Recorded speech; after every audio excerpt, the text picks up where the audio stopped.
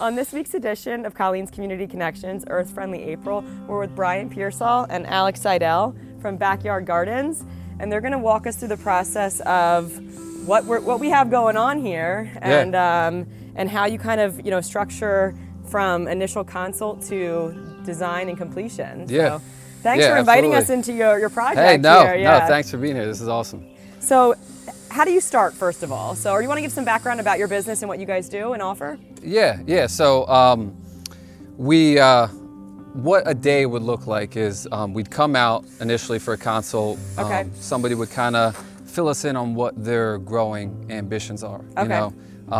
What they have in mind. Sometimes it could be a small box of 4x8, or it could be a space here like we're doing. We have two 4x10 boxes with fences and then a stone mulch perimeter, just to kind of section off the area, so it kind of gives the garden its own space. Oh, exactly. Space, right?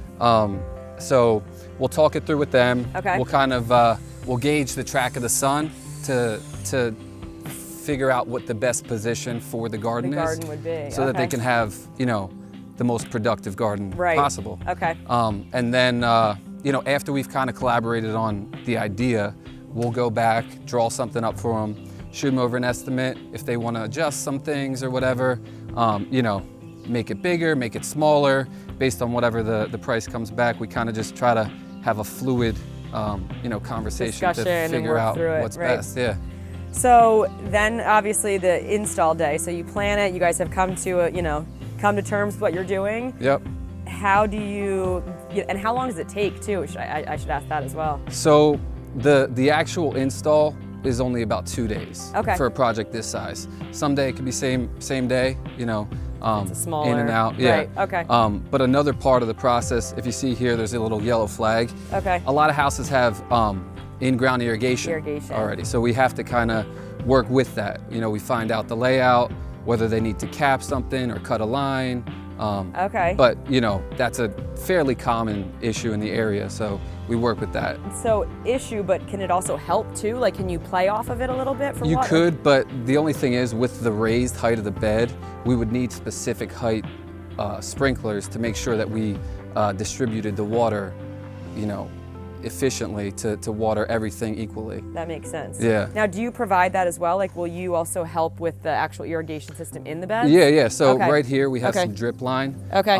And what we're doing for this job, you often have people that want to just water it themselves, which is great. Okay. But being in this area, people want to take a trip down the shore for the weekend or whatever. Right. So we run a drip line from the spigot.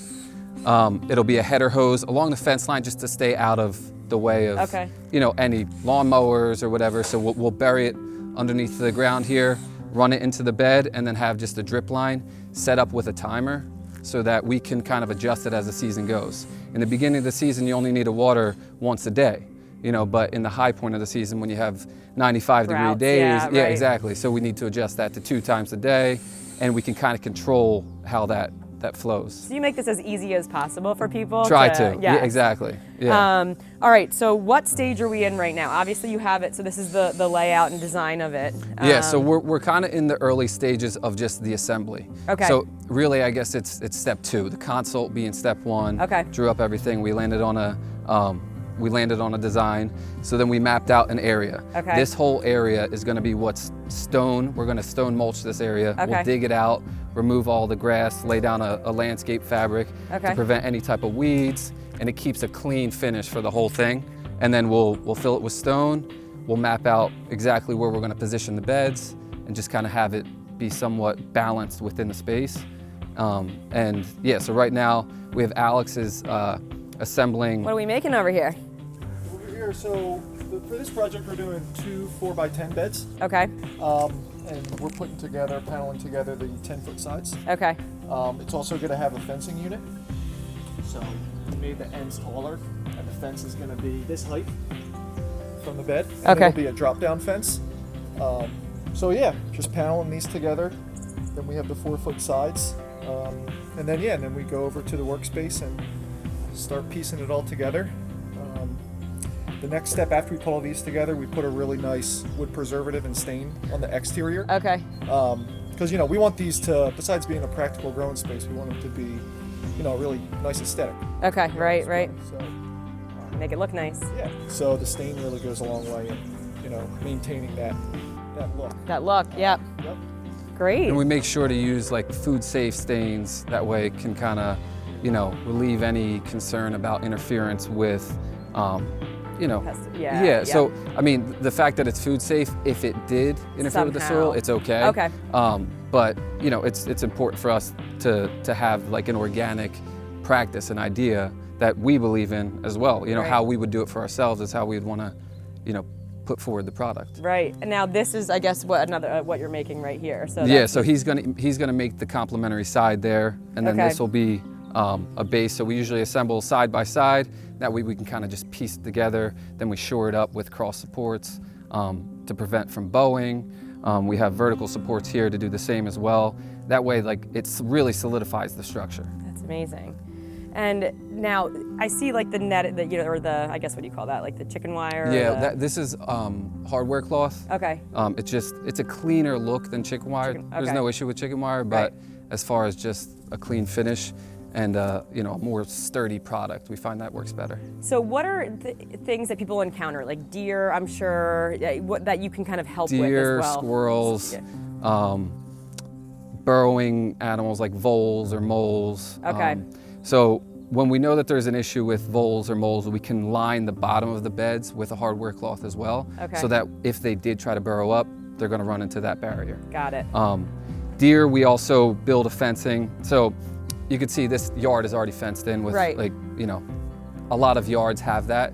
So deer is not a major issue in the backyard, but in a case where it is, we just extend the height of the fence, and then we can have different designs whether you walk into the area, and it's a closed off, and like do like a custom gate entrance, or just if it was a fence on the bed, then we just extend the height and then have an open door hinge to access inside.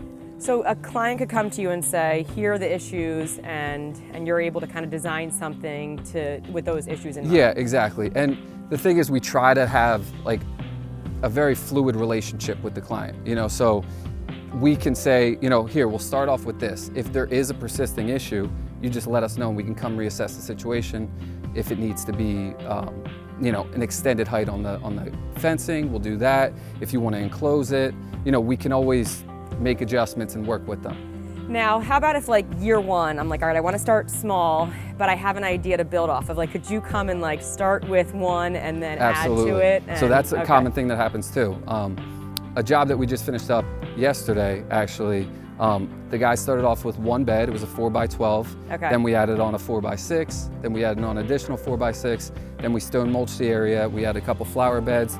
So as start people to feel a little bit more comfortable. Yeah, exactly. And, so there's a couple factors that go into that. Sometimes it's the budget that might limit somebody to just having one bed. Right. And sometimes it's the hesitation. I'm a new gardener.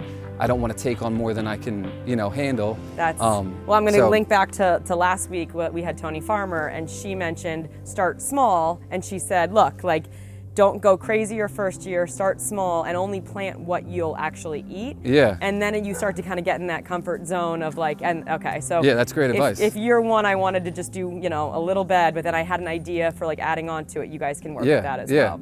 And Tony Farmer is a great resource, actually, that we've communicated with her, where we send new gardeners her way to kind of just interact if they need any assistance. But it's also something that we provide as well.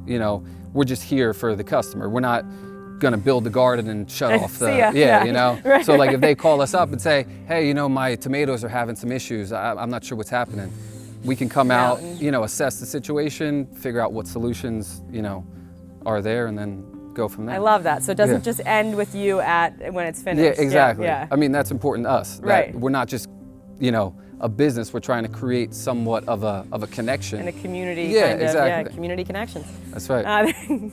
So if you're kind of, looking to start, and now that you've seen Tony's, video last week, and she was talking about planning your garden, she built her own, she's amazing, but we've talked about Backyard Gardens last week and how if you kind of want that service of someone that's going to come out and tell you, hey, look, here's the best sun, here's the best spot in your yard to put it, and then not only tell you that, but build them for you and irrigate them for you. Backyard Gardens, these are your guys right here. That's right. So How can people reach out to you? Like, how do you take on new clients? And so we're pretty present on social media. Has been our main source. We're under the I'll works tag of your handle so people can follow you. Yeah, exactly. So we have our number out there, our email.